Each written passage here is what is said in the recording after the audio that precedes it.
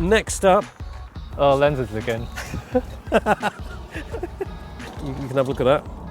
I don't know how you pronounce it. I think it looks... Dots on it. Simera. I think it's Simera. Simera. The brand is Thypoch. Thypoch. Or it could be Thypoch, poking your thigh. So they've got a few lenses out. The holes on it. Yeah. It's not good. This is, it's called Visi Focus. I think Alpa invented it. So essentially when you change the aperture, the amount of red dots increase on the lens, so it shows you the depth of field. Okay, I've never seen one like that before. Yeah, they're essentially retro-style lenses. They seem to be coming back. What's the other brand you looked at in Yokohama? Low-nickel? Yes, that's it. Low-nickel Yeah. or non-nickel? I think it's non-nickel. Non-nickel. But that one is pretty cool. Is that ZF camera missing some old-looking lenses? That is exactly that. I went back there to get it. I was in my hands. I was like, I'm going to get the camera. Oh, I've got it in my hands. Oh, where's my glasses? Because I bought the ZF. Yeah. And exactly as you say, like the ZFC, Nikon introduced a retro-style camera. Mm-hmm. In fact, even the same as the DF, they introduced a retro-style camera, and they just have one lens which is retro-styled. Which is kind of retro style, but you can see it's modern. You could use old Nikon AIS lenses. With an adapter. Yeah, and it makes it stick out quite a bit. Yeah. That doesn't look cool. You need something with a shorter, or at least something which is native to that mount. Now you've got Thypoch, which I think is a good option. I recently took the trio Thypoch demo loaner lenses with me to Paris when I was helping out Tim Pan's shoot, where I took a few behind-the-scenes shots with them, and mostly I liked what I saw. Then they've got different mounts. They've got M mount, so essentially all the different mounts you can put on the screen here. They're already available. This is not an embargo product. This is not priced as cheap as some China lenses. Some Chinese lenses, like the 7 Ardsens, this is... I say it's cheap, but this is technically more expensive than Sony's 51.8. This is what I looked at last time, I think. Can't remember, they all sound the same, look the same. You racist lot. What? Racist towards lenses? Absolute racist. Towards lenses. How dare you? These Simeras are built a little different to other affordable lenses. They've got floating elements, so the close-up performance isn't compromised. There's just one thing I don't quite like about the M-mount versions though. With these Simera lenses, I find it a bit annoying, the infinity lock. Yeah. Why? Oh. Things have changed since then because you don't need it. It's so annoying when you're focusing and you're going towards the longer distance and then boom, it was locked, and then you have to unlock it to come back. Why? What's it for? Why would I? We'll put it on the screen here. Or I'll put it on the voiceover as if I know it. Well, I don't think anyone knows the exact reason why they are made. To help extending a collapsible lens, to help with unmounting a screw mount lens, to stop the lens focusing helicoid moving around in your bag. I don't know. It does make this lens feel a bit more vintage and old, but perhaps some things were meant to be kept in the past. With, rangefinder coupling usually goes down to 70 centimeters. This focuses all the way to 40 centimeters.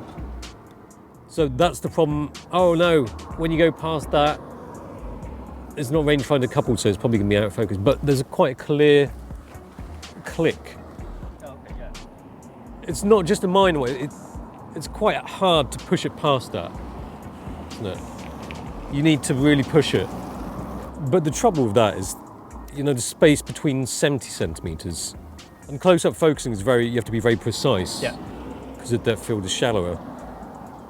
It doesn't give you much space. And then to do fine the click focusing. kind of... Yeah, the closer you get to 70 centimeters, it just pulls you in. Yeah.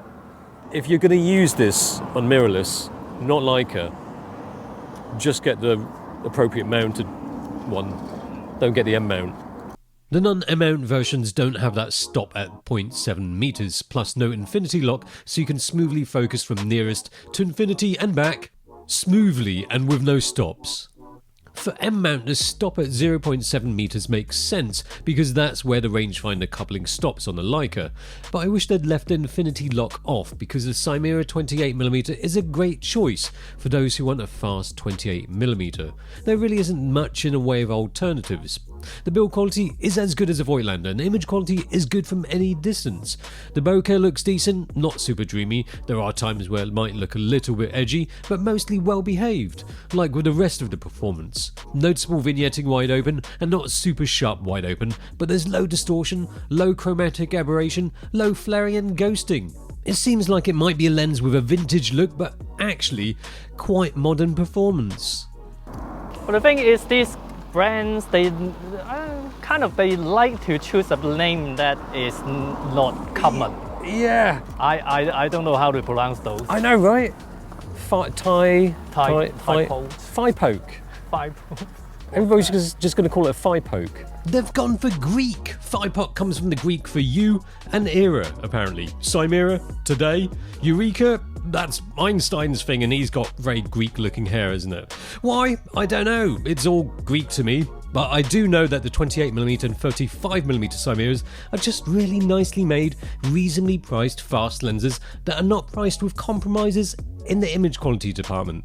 Both will make for great lenses for photo and video, not the M-mount version, and there's a flattering softness without the aberrations wide open that make them great lenses for people shots. Personally, I'm a fan of the 28mm, but you can't go too far wrong with either of them.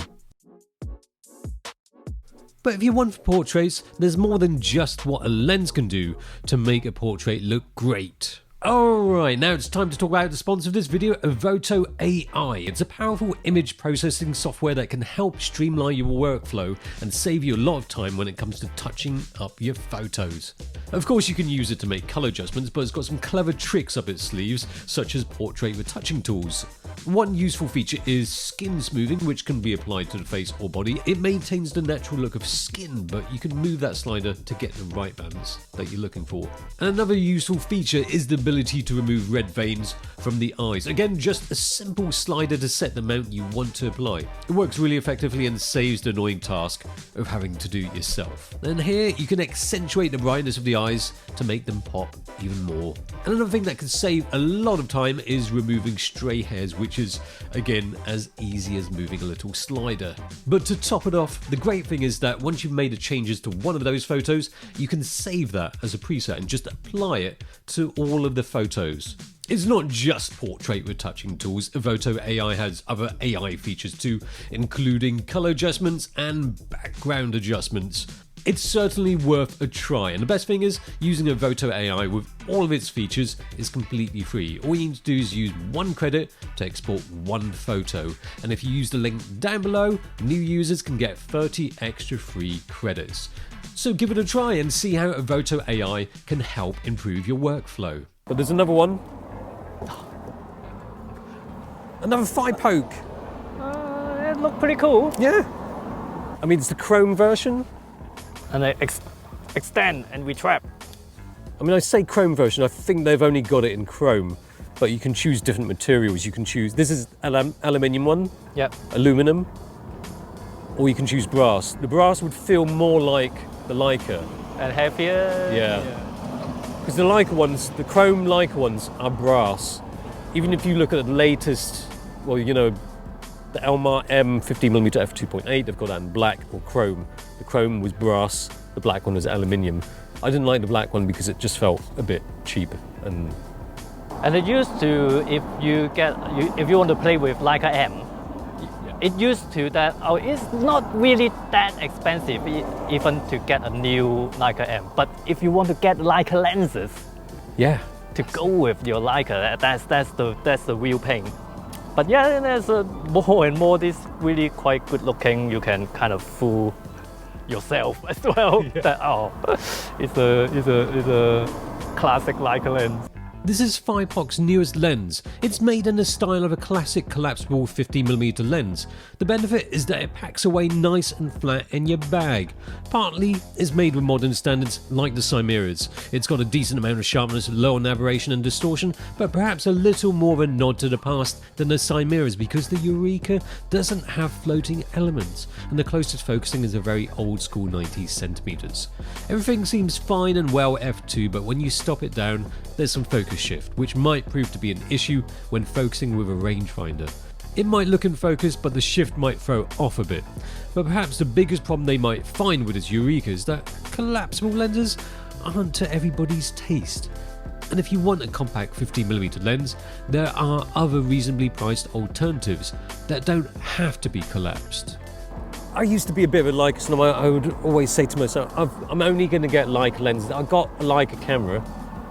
Yeah. I might as well have the Leica lens, but now it doesn't matter. I use Light Lens Lab, which is basically like a cheap copy of some very rare Leica lenses. I mean, you can get one Leica lens. I got an extra Leica lens, and then get all the other whatever Thypoch, artisan, and Thypoch, arm poke. But interestingly, the aperture on this is already declicked. There's no way of clicking it. Which is it broken? Maybe it is. Maybe it is. But I'm not keen on that. When you're using Leica, would you make video with a Leica? No. And if you're taking photo, you want that click, that 1, 2, 3 clicks. Right. Not what else? Oh, getting a drone out. That's not new. That's not new. Well, I don't know. I just suppose it's not new because so many drones be DJI released. I can't really tell. Yeah, but you probably won't be able to buy it if you're in America now. I'm just going to fly a drone now because we're in UK. Take off. Oof! I should put that drone somewhere else. It's dusty. So what is this in cardboard video? Cardboard camera video? There's nothing else. When there's not enough good content, we buffer it up with some drone footage.